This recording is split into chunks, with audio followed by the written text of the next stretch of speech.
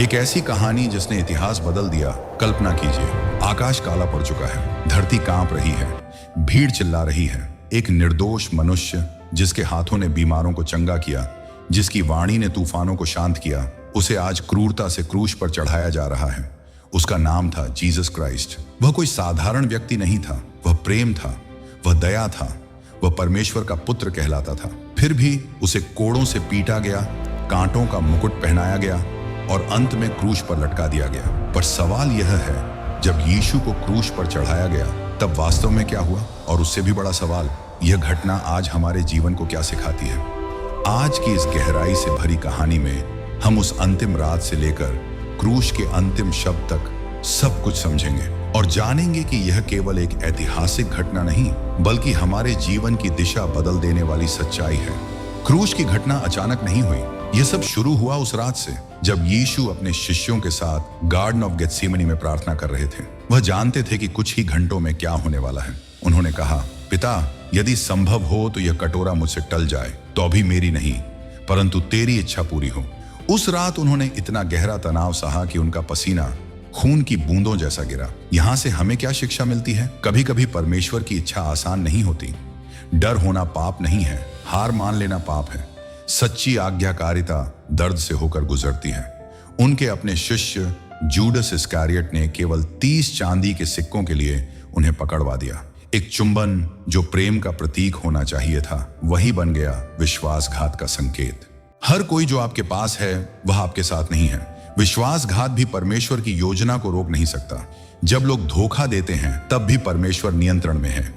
यीशु को धार्मिक अगुओं के सामने लाया गया, फिर उन्हें रोमी राज्यपाल पोंटियस पायलट के सामने खड़ा किया गया। पिलातुस ने कहा, मैं इसमें कोई दोष नहीं पाता, लेकिन भीड़ चिल्लाई, इसे क्रूस पर चढ़ाओ, और पिलातुस ने अपने हाथ धो लिए। कभी कभी भीड़ सच से ज्यादा ताकतवर दिखती है।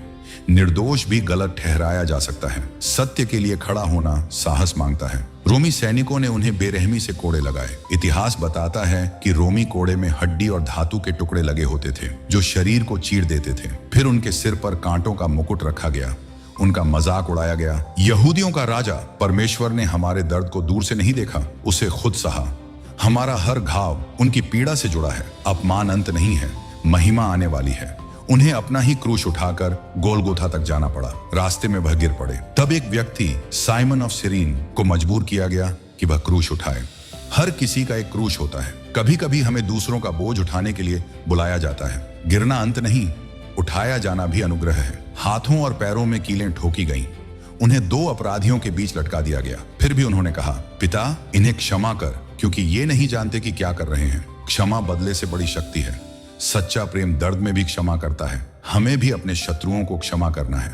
क्रूस पर यीशु ने 7 वचन कहे। हर वचन हमारे जीवन के लिए संदेश है। क्षमा उद्धार। डाकू से कहा, आज ही तू मेरे साथ स्वर्गलोक में होगा। परिवार की जिम्मेदारी त्याग का दर्द। हे मेरे परमेश्वर, तूने मुझे क्यों छोड़ दिया? मानवता, मुझे प्यास लगी है। पूर्णता, पूरा हुआ।